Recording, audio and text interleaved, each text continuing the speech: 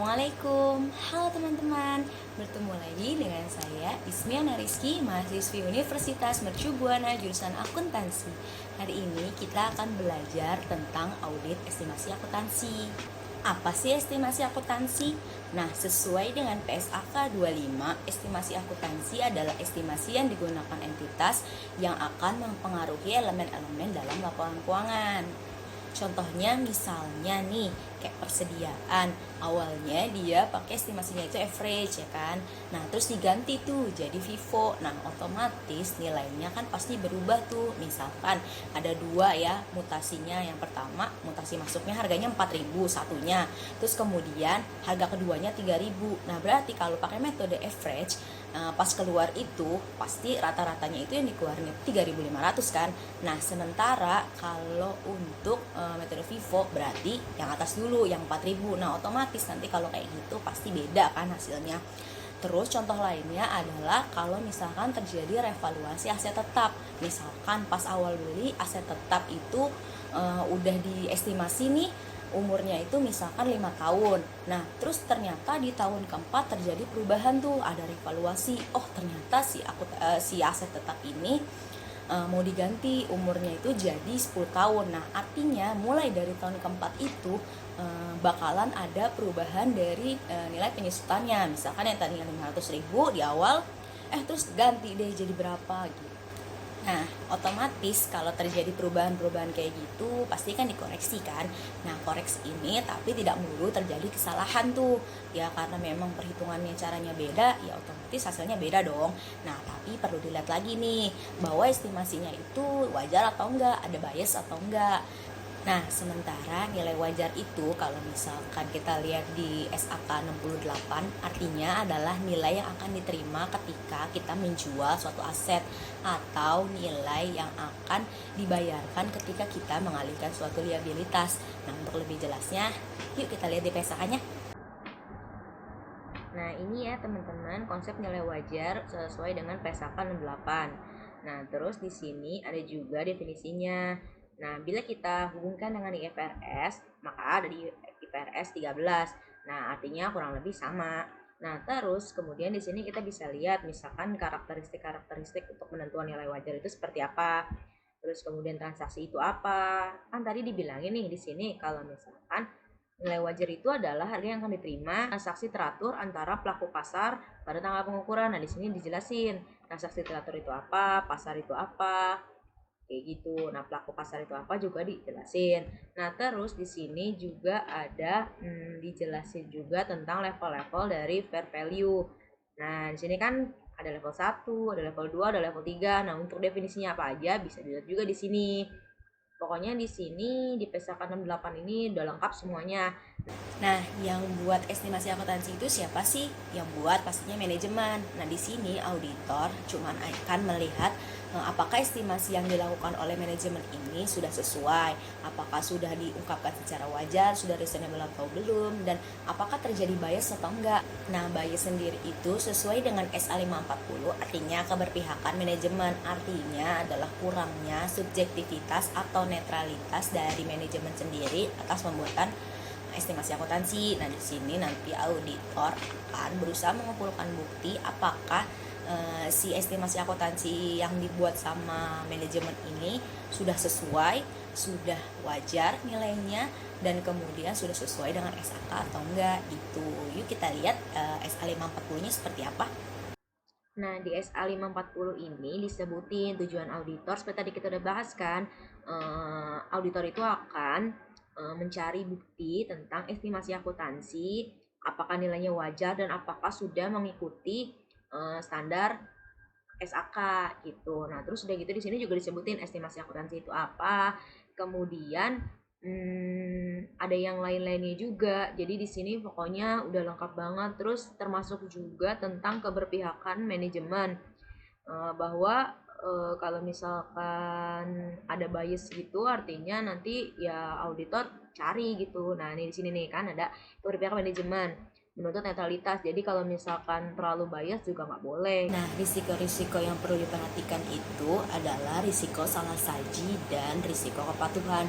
Sesuai dengan SA 540 yang tadi kita udah lihat bahwa estimasi akuntansi yang dibikin sama manajemen itu kan belum tentu nilainya benar, belum tentu sesuai. Makanya auditor perlu menilai apakah nilainya wajar dan tidak ada keberpihakan dari manajemen itu sendiri.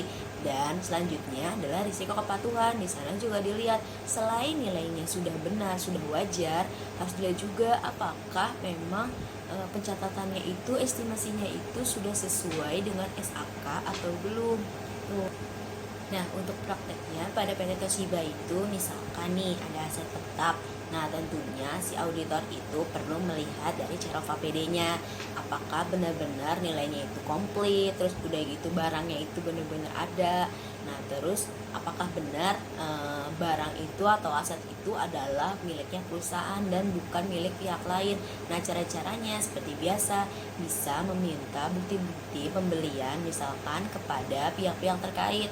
Nah, selanjutnya melakukan observasi untuk melihat apakah aset tersebut misalkan itu benar-benar ada atau enggak, dan kemudian untuk penyusutannya bisa melakukan rekalkulasi ulang gitu. Nah, untuk prakteknya seperti apa aplikasinya, kita lihat di laporan keuangan Toshiba yuk. Nah, untuk akun-akun serta asersi apa saja yang akan diuji, sekarang saya sudah ada di laporan keuangan Toshiba yang berakhir pada 31 Maret ya. Nah, di sini bisa kita lihat ada angka-angkanya serta ada juga notes-notesnya ini. Nah, notes-notes ini adalah nanti estimasi-estimasi yang akan dijelaskan dalam CALK. Nah, di sini bisa kita lihat apa-apa aja yang dipakai sama si Toshiba. Misalnya Toshiba di sini kan pakainya GAP. Terus udah gitu nanti apa-apa aja tuh yang dia pakai kan dalam estimasinya. Nah, di sini misalkan to use of estimasinya ya, nih ada di sini. Terus basis of consolidation and investment in affiliate juga ada.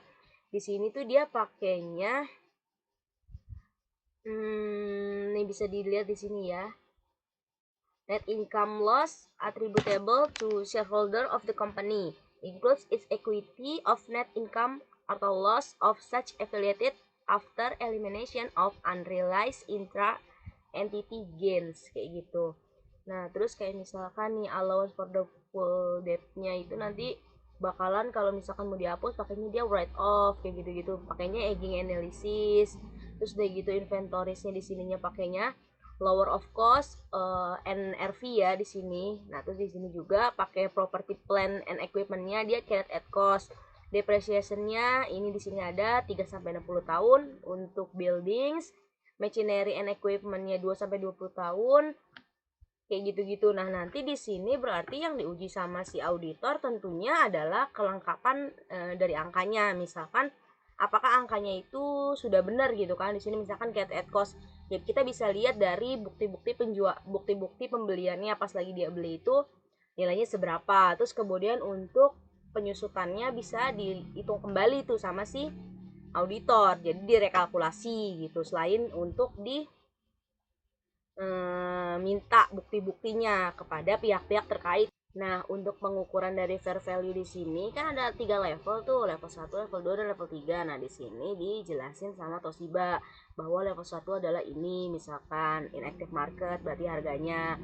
Terus udah gitu kalau level 2 itu selain yang di active market misalkan. Nah, di sini juga ada kayak perhitungan-perhitungannya gitu. Jadi di sini nanti si auditor bisa rekalkulasi kembali serta meminta-minta bukti kepada pihak-pihak terkait. Jadi dilihat juga kompleksnya seperti apa, benar nggak sih ini angka-angka ini maksudnya sudah disajikan secara wajar atau belum, terus kayak beneran nggak sih angkanya, misalkan kan kayak di sini ada equity securities-nya, maksudnya bener-bener nggak sih itu reg and obligation-nya itu bener-bener punya perusahaan gitu dan bener-bener ada, jadi bukan sekedar angkanya doang. Nah, nanti caranya ya udah dia bisa minta bukti kepada pihak yang terkait. Selanjutnya juga bisa menghitung kembali terkait estimasi-estimasi yang digunakan sama si Toshiba. Jadi nanti bisa dilihat perbandingannya seperti apa kayak gitu. Nah, misalkan nih di sini pokoknya di sini tuh udah lengkap gitu. Jadi dia udah ditulis-tulisin. Tuh dia level 1, level 2, level 3-nya seperti apa. Misalkan tuh ada impairment losses segala macem. Dan di sini juga ada sampai ke bawah-bawah misalkan inventorisnya seperti apa. Nah, jadi nanti yang akun yang akan diuji oleh auditor itu ya yang ada di sini semuanya, berarti kayak long term debt kayak gitu-gitu. Nah, terus di sini juga ada pension and severance cost kayak gitu-gitu kan. Jadi pokoknya nanti di sini semuanya itu akan diuji sama si auditornya. Termasuk juga ini di sini revenue-nya. Misalkan di sini kan kalau si Toshiba kan dia ada banyak diversifikasi perusahaan gitu kan. Nah, sekian untuk pemaparan hari ini. Saya mohon maaf apabila terjadi banyak kesalahan. Untuk teman-teman yang ingin diskusi atau mempunyai saran untuk saya, silahkan komen-komen di bawah ya. Terima kasih sudah menonton. Assalamualaikum.